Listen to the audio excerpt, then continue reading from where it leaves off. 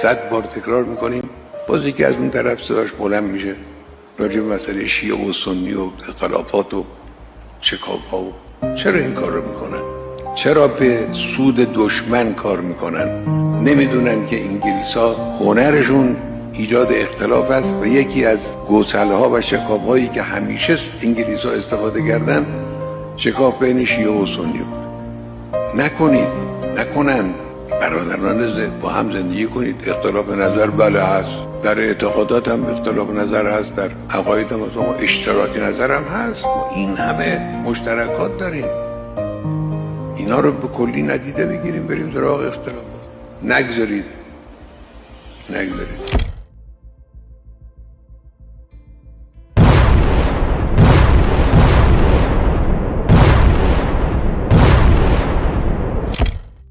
Setelah Amerika Serikat menyerang Iran di 3 titik yang dianggap sebagai lokasi pengayaan nuklir Iran, Iran membalasnya dengan mengirimkan rudal ke pangkalan militer Amerika Serikat di Qatar.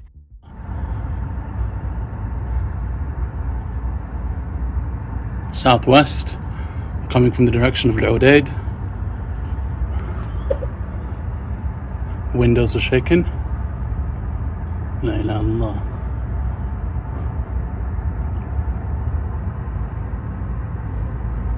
La ilaha illallah.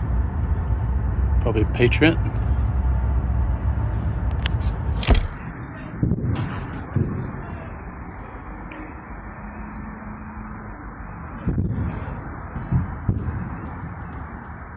ये भाई देखो ड्रोन हमले हो गए कतरा में भाई, कतरा में ड्रोन हमले हो गए भाई। हाँ देखो हमले हो गए, हमले ये देखो भाई हमले हो गए, कतरा में ड्रोन हमले हो गए, कतरा में ड्रोन हमले हो गए भाई। निकल चल लाने थे। हाँ देखो ऊपर से मिसाइल खत्म कर दे भाई। ये भाई देखो ड्रोन हमले हो गए कतरा में भाई, कतरा में ड्रोन हमले हो गए भाई। हाँ देखो हमले हो गए, हमले ये देखो भाई हमले हो गए, कतरा में ड्रोन हमले हो गए, कतरा में ड्रोन हमले हो गए भाई। निकल चल लाने थे। हाँ देखो ऊपर से मिसाइल खत्म कर दे भाई। अल्लाह अकबर madam.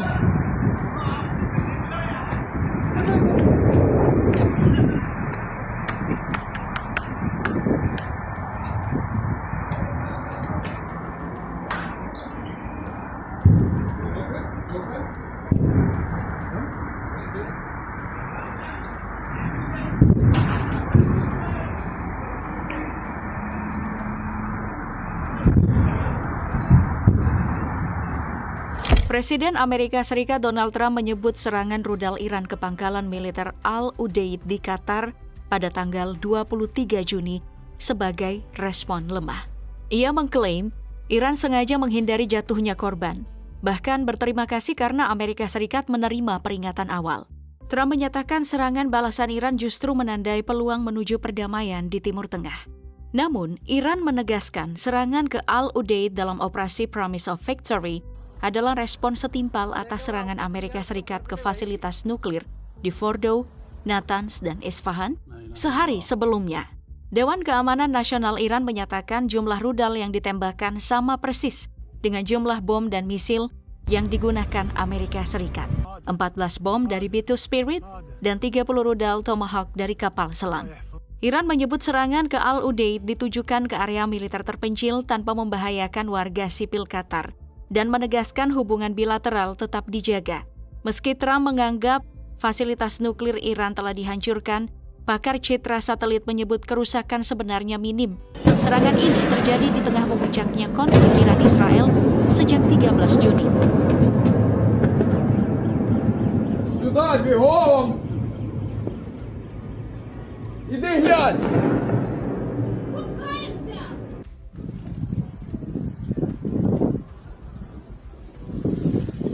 Memicu keterlibatan langsung dari Amerika Serikat dan memperbesar resiko perang kawasan. Hingga akhirnya Iran membalas dengan menghancurkan titik paling vital Israel. با خرد که میشناسن ایران رو، میشناسن ملت ایران رو، میشناسن تاریخ ایران رو، هرگز چنین حرفی رو بر زبان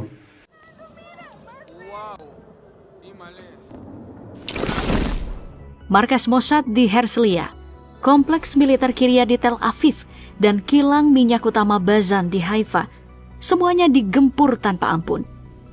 Pasukan elit Iran IRGC bahkan mengklaim telah merusak fasilitas cadangan unit 8.200, yaitu divisi perang cyber yang selama ini menjadi tulang punggung dominasi intelijen Israel di Timur Tengah. Untuk pertama kalinya dalam sejarah modern, Israel tidak hanya terluka, mereka juga ketakutan. Dan kini mereka menyembunyikan kebenaran, melarang media lokal menyiarkan lokasi serangan, memburu warganya sendiri yang mengunggah gambar kehancuran. Karena ketika pusat kekuatanmu terbakar, satu-satunya yang tersisa hanyalah ilusi kekuasaan. Trump bilang, Amerika tidak akan ikut campur dalam konflik Iran dan Israel. Titik. Tapi kini, kalimat itu seolah menguap entah kemana. Arah pembicaraan berubah drastis. Setelah sebelumnya meminta warga Teheran untuk mengungsi, kini Trump justru muncul lewat unggahan garang di media sosial. Hari Selasa itu, ia mencaci Khamenei secara terbuka dan menyatakan satu tuntutan yang menggema di seluruh dunia. Iran harus menyerah tanpa syarat. Dan tentu saja Iran tidak tinggal diam. Ayatollah Ali Khamenei membalas dengan ketegasan yang sama kerasnya. Lewat pernyataan resminya, ia menolak mentah-mentah ultimatum Amerika. Ia menyebut, jika Washington benar-benar turun tangan lewat kekuatan militer, maka mereka sedang membuka pintu menuju bencana-bencana besar yang tidak bisa diperbaiki. Tak hanya itu, Khamenei juga menuduh Israel bermain kotor, melancarkan agresi militer saat Iran sedang duduk di meja perundingan nuklir bersama Amerika. Namun, puncaknya terjadi pada malam harinya. Di akun media sosial resminya, Khamenei mengunggah peringatan gelap kepada Israel. Tapi bukan cuma kata-kata yang ia kirimkan. Sebuah gambar apokaliptik turut disisipkan, di mana langit terbakar, kota kuno dilanda api, dan sesosok prajurit bersenjata pedang menerobos gerbang dalam kobaran. Sebuah simbol yang tak butuh terjemahan, yaitu kehancuran sedang disiapkan. Televisi pemerintah Iran langsung menyiarkan pesan itu secara luas. Narasinya jelas, akan ada kejutan besar dari Iran, sesuatu yang akan mengguncang dunia, bukan sekadar peristiwa, tapi momen yang konon akan dikenang umat manusia selama ratusan tahun. Sejak saat itu, satu pertanyaan terus bergema di kepala banyak orang. Apa yang sedang dipersiapkan Iran? Dan jawabannya sungguh menakutkan. Semakin banyak pihak percaya bahwa yang dimaksud kejutan besar itu bukan lain adalah senjata nuklir.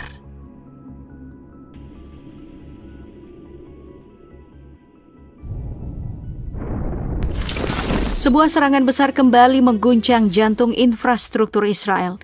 Puluhan rudal balistik dilepaskan dari Iran, dan salah satunya menghantam sasaran yang selama ini dianggap terlalu penting untuk gagal. Kilang minyak Bazan di Haifa. Itu bukan sekadar fasilitas energi biasa. Kilang Bazan adalah pusat distribusi utama yang menghidupi sektor industri dan energi Israel. Selama bertahun-tahun, tempat ini telah menjadi incaran banyak musuh. Dan kini untuk pertama kalinya, ancaman itu benar-benar menjadi kenyataan. Menurut perwakilan perusahaan, jaringan pipa dan saluran transmisi utama di kompleks kilang mengalami kerusakan parah.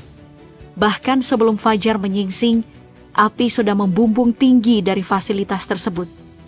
Harian Haaretz melaporkan 3 karyawan tewas seketika. Sementara kobaran api terus melahap sebagian besar area industri. Tim pemadam berjuang mati-matian selama berjam-jam. Tapi api yang mengamuk tak mudah dijinakkan. Menara pendingin ikonik yang selama ini menjulang megah di Teluk Haifa berubah jadi latar api. Seluruh kota melihat asap pekat yang membungkus langit. Ini bukan cuma pukulan ke sektor energi. Ini tamparan strategis, psikologis, dan ekonomi yang telak. Pihak pengelola kilang mengaku masih menghitung skala kerusakan dan potensi kerugian finansial. Tapi satu hal yang pasti, belum ada kepastian kapan kilang ini bisa kembali beroperasi penuh. Dan serangan tidak berhenti di sana. Di kota Rehovot, Institut Weizmann, yang dikenal sebagai pusat riset paling prestisius Israel, ikut terkena dampaknya. Beberapa bangunan di kampus dilaporkan rusak berat. Salah satu di antaranya sebuah laboratorium penting terbakar hebat. Api di sana tidak langsung padam, melainkan terus berkobar selama berjam-jam setelah ledakan. The New York Times menyebutkan, bangunan yang rusak menyimpan fasilitas laboratorium vital, sebuah kehilangan besar bagi dunia akademik dan teknologi Israel.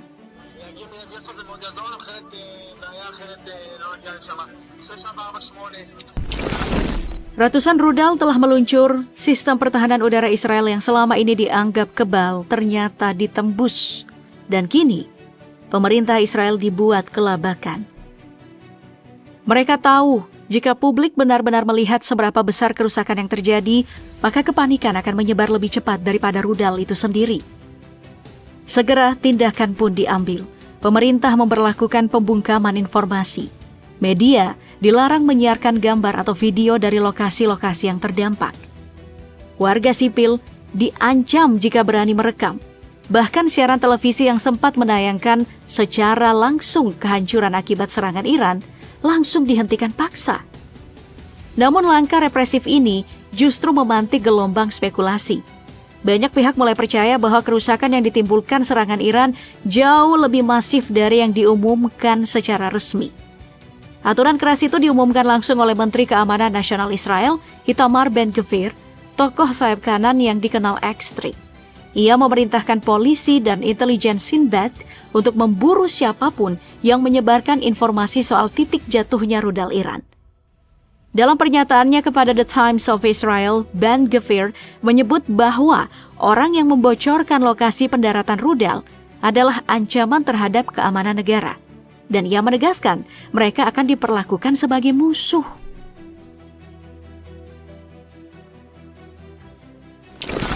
Ketika tensi terus memuncak dan situasi kian mendidih, Iran kembali melepaskan serangan mematikannya. Kali ini sasarannya bukan sembarangan.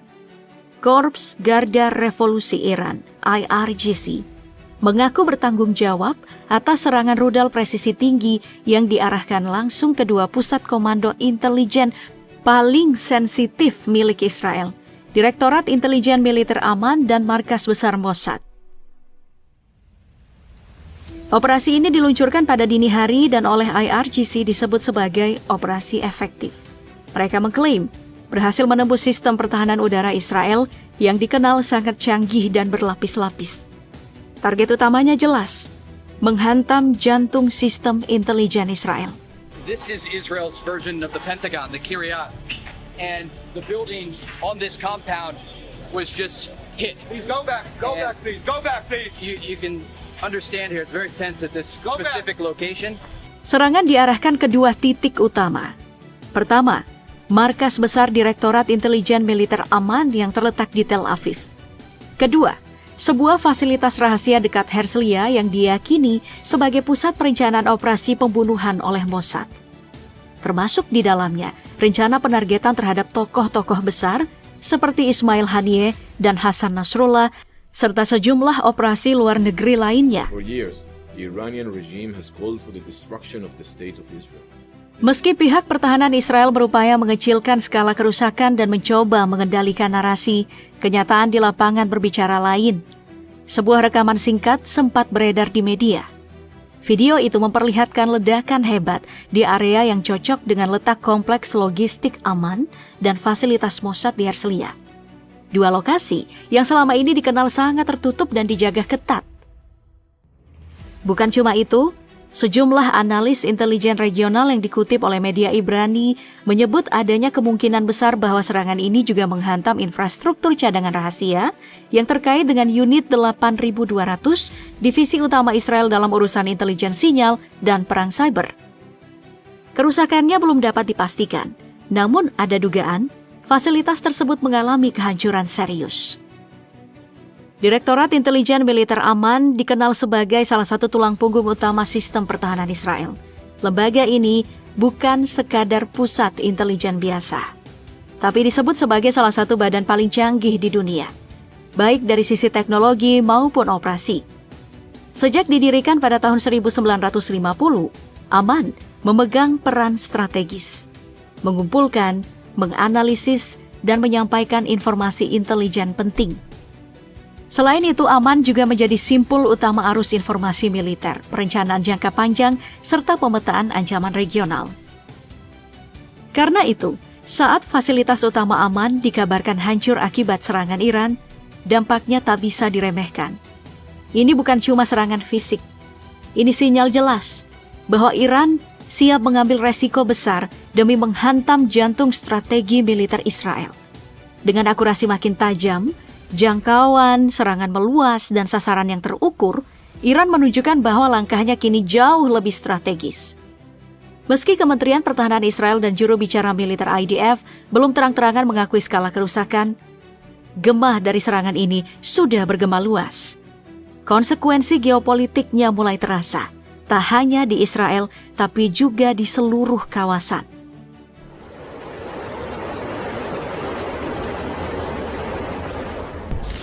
Ini bukan pertama kalinya Israel bersikap seperti ini. Dalam setiap konflik, sensor selalu menjadi senjata andalan mereka. Mereka ingin dunia melihat Israel sebagai pihak yang tak tersentuh. Tapi kali ini, kenyataan lebih cepat dari upaya penyembunyian. Video-video kehancuran sudah terlanjur menyebar, dan dunia mulai melihat Israel sedang berdarah. Sementara itu, gelombang serangan dari Iran belum menunjukkan tanda-tanda mereda. Pimpinan Iran terus mengumbar ancaman, menegaskan bahwa mereka tidak akan tunduk. Serangan akan terus berlanjut, dan Israel kini terlihat semakin terdesak, seperti tengah berada di tengah kekacauan yang mereka ciptakan sendiri. Dalam kondisi genting ini, harapan terakhir Israel adalah Amerika Serikat. Tapi, Presiden Trump belum juga memberikan sinyal pasti. Belum ada komitmen, belum ada keputusan. Dan jika akhirnya Trump memilih turun tangan, itu bukan sekadar langkah militer, melainkan keputusan besar yang bisa mengguncang peta konflik global secara keseluruhan.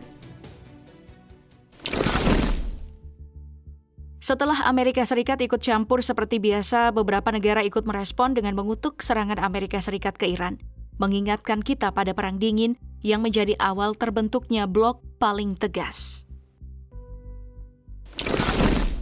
A short time ago, the U.S. military carried out massive precision strikes on the 3 key nuclear facilities in the Iranian regime, Fordow, Natanz, and Esfahan. Iran, the bully of the Middle East, must now make peace. If they do not, future attacks will be far greater and a lot easier. For 40 years, Iran has been saying death to America, death to Israel.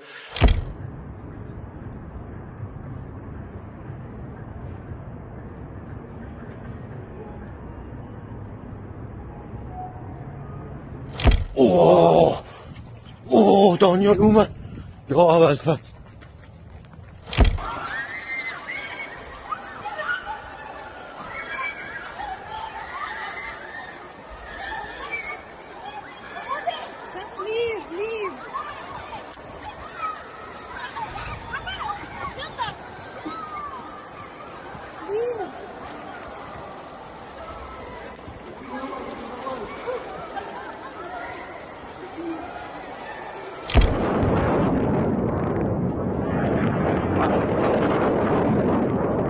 Tapi perang ini tak lagi milik Iran sendiri. Ini tentang blok, tentang siapa berdiri di sisi siapa, tentang koalisi baru, poros kekuatan yang bergerak melawan dominasi lama. Siapa yang berdiri bersama Iran? Apa motivasi mereka? Dan sejauh mana mereka siap bertaruh untuk membalikkan keseimbangan dunia? Karena jika konflik ini terus berkembang, batas antara sekutu dan musuh akan kabur. Dan perang regional ini bisa jadi prolog dari sesuatu yang lebih besar.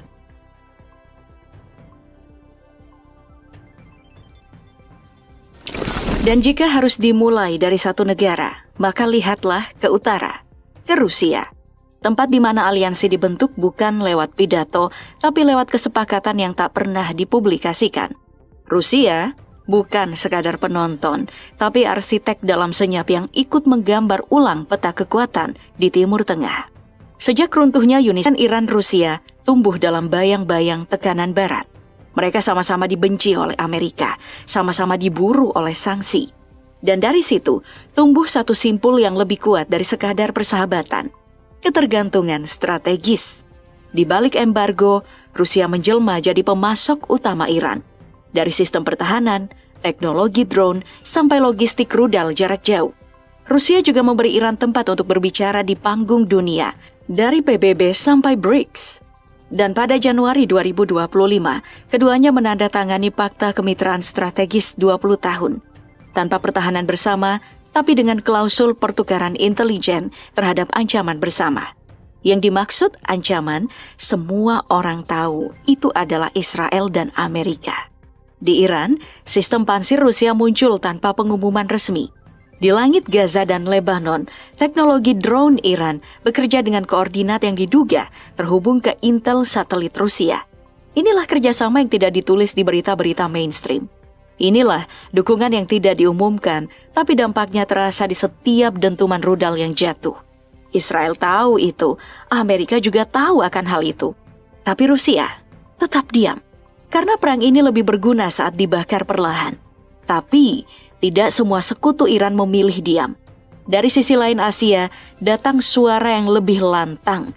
Sebuah negara bersenjata nuklir, negara dengan sejarah panjang konflik. Negara yang kali ini tidak ingin jadi penonton.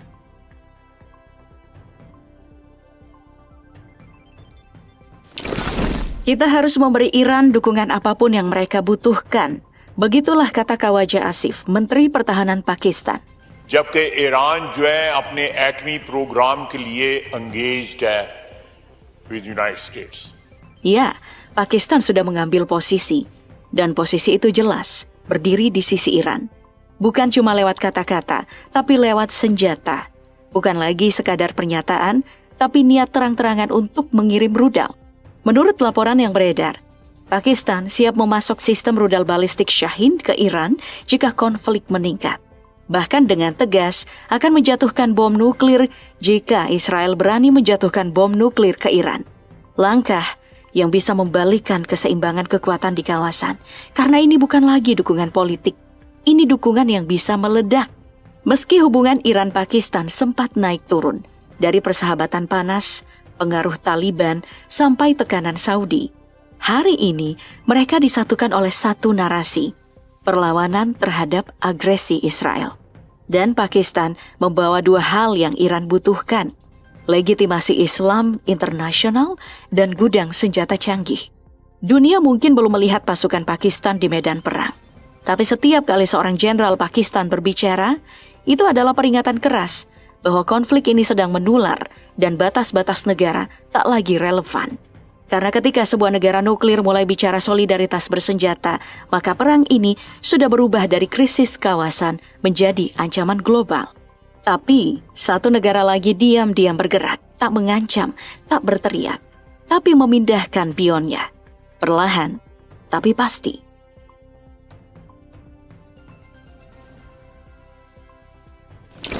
Tapi dari semua sekutu, Korea Utara adalah pemasok senyap kekacauannya. Emad, Gader, Shahab. Nama-nama rudal yang kini menebar teror dari langit, yang ternyata jika ditarik ke akarnya, semuanya mengarah ke satu sumber. Rudal Nodong, produk kebanggaan Pyongyang. Dalam dunia persenjataan, Korea Utara adalah ayah baptis kekuatan rudal Iran. Dari desain, sistem dorong, hingga suku cadang, Iran tidak berdiri sendiri.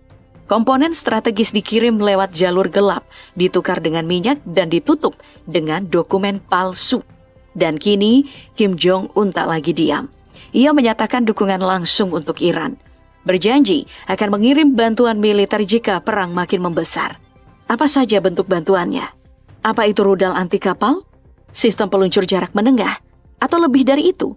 Dunia tidak tahu. Karena dengan Korea Utara, tidak pernah ada pengumuman, hanya efek.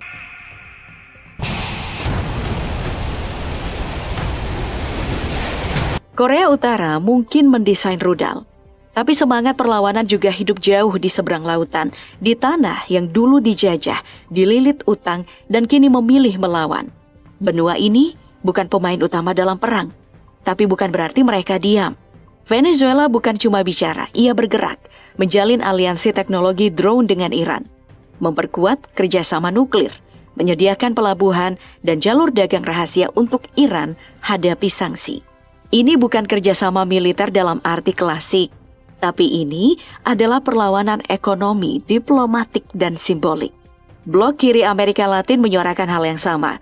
Dari Bolivia, Nicaragua, hingga Kuba, mereka bersatu dalam satu pesan, lawan dominasi global, lawan imperialisme, menggelar karpet merah untuk Iran melawan dominasi. Karena bagi Venezuela dan negara-negara di Amerika Latin, perang ini bukan soal Timur Tengah, tapi tentang siapa mengatur dunia. Dan untuk pertama kalinya, sejak Perang Dingin, Amerika Latin kembali punya posisi, berdiri melawan hegemoni. Mereka mungkin tak punya kapal induk, tapi mereka punya suara. Dan kadang, suara itu bisa jauh lebih mematikan daripada peluru.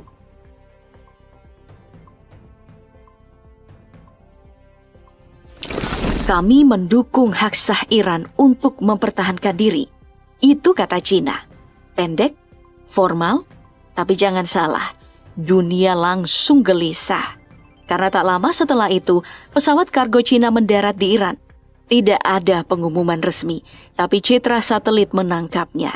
Dan spekulasi pun pecah di ruang-ruang intelijen. Apakah ini bantuan militer? Apakah itu drone? Radar pertahanan? Atau justru sistem elektronik perang baru buatan Cina? Tidak ada yang tahu pasti, karena Cina tidak memberi klarifikasi. Dan seperti biasa, justru disitulah letak kekuatannya. Cina tidak mengirim tentara, Cina tidak mendikte Iran, tapi Cina membuka langitnya untuk Iran dan menutup mulutnya untuk dunia. Dan di tengah panasnya perang, pernyataan Beijing bahwa Israel telah melewati garis merah karena menyerang fasilitas nuklir Iran bukan sekadar retorika. Itu lampu hijau bahwa Cina tidak lagi netral. Strategi Cina sederhana, dukung Iran untuk memperkuat cengkramannya di Timur Tengah. Ganggu dominasi Amerika dan sekutunya tanpa harus menembakkan peluru.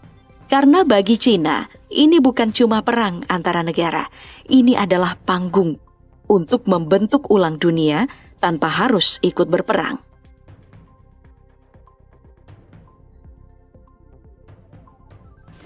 Sekarang ini bukan lagi soal Iran, bukan lagi soal Israel. Karena kini yang sedang berhadapan adalah blok kekuatan dunia.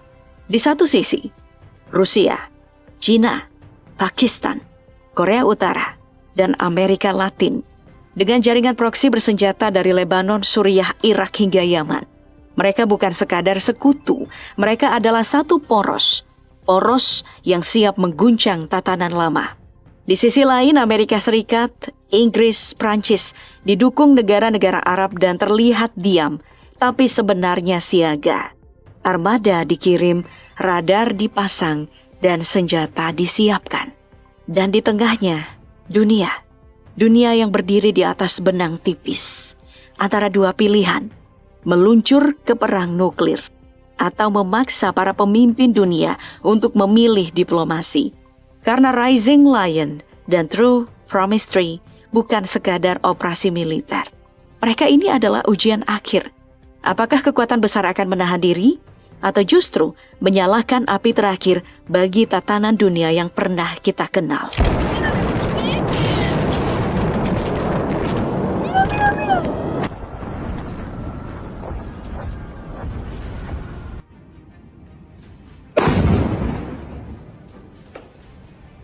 Moments ago, Israel launched Operation Rising Lion. Konflik Israel dan Iran yang awalnya hanya saling kecam satu sama lain berubah menjadi perang besar-besaran.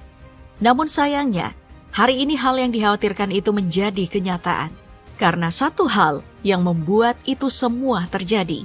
Perdana Menteri Israel Benjamin Netanyahu mengerahkan serangan udara terhadap markas militer bersama situs nuklir Iran yang menewaskan beberapa ilmuwan Iran beserta salah satu komandan Islamic Revolutionary Guard Corps.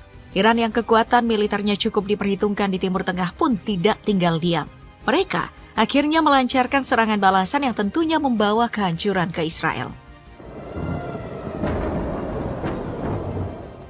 Sebagai pihak yang menyulut api lebih dulu dalam konflik ini, Israel tentunya telah mengukur secara terperinci bagaimana kekuatan lawannya tersebut. Karena faktanya Israel sedikit lebih kuat dibandingkan Iran jika berbicara kekuatan militer. Hal ini dapat dibuktikan dalam situs perankingan kekuatan militer dunia Global Firepower yang menempatkan Israel berada di peringkat ke-15, sedangkan sang rival yakni Iran tetap di bawahnya. Sehingga tidak mengherankan jika Israel cukup berani mengambil resiko dengan memulai perang dengan Iran. Meskipun Iran berada di bawah Israel, namun jika berbicara jumlah pasukan, Iran jauh lebih kuat dibandingkan Israel. Bagaimana tidak, dengan total populasi negaranya yang mencapai 88,3 juta jiwa, Iran mampu merekrut sedikitnya 1,1 juta personil, meliputi 610.000 personil aktif, 350.000 personil cadangan, dan 220.000 para militer. Sementara Israel dengan total populasinya yang sebesar 9,4 juta, mereka hanya memiliki total pasukan sebanyak 670.000 personil. Total pasukan tersebut meliputi 170.000 personil aktif, 465.000 personil cadangan, dan 35.000 para militer.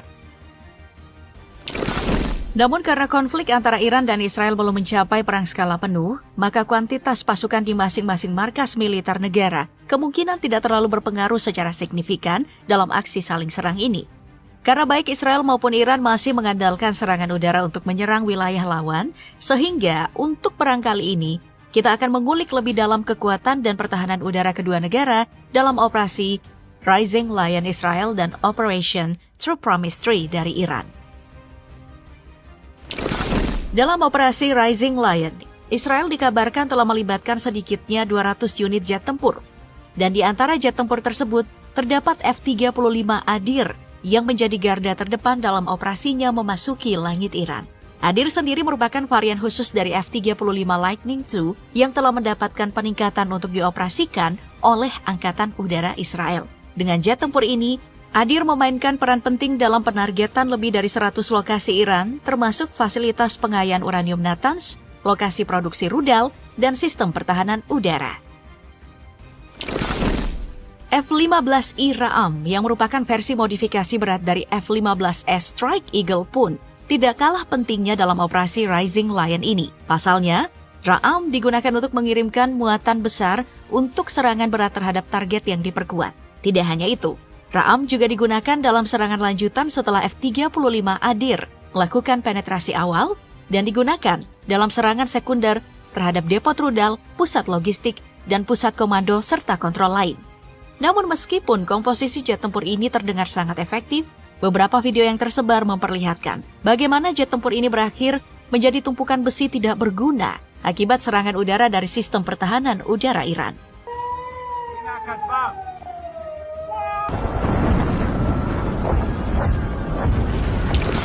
Selain F-35 Adir, Angkatan Udara Israel pun diklaim mengerahkan jet tempur F-16I Sufa untuk menyerang Iran. Sama seperti F-35 Adir, jet tempur ini pun merupakan hasil peningkatan F-16D Block 52 yang dirancang khusus untuk memenuhi kebutuhan dari operasi Angkatan Udara Israel. Dan dalam operasinya menyerang Iran, Sufa digunakan untuk mendukung F-35 Adir dengan meluncurkan serangan elektronik dan umpan untuk mengalihkan perhatian serta menekan pertahanan udara Iran.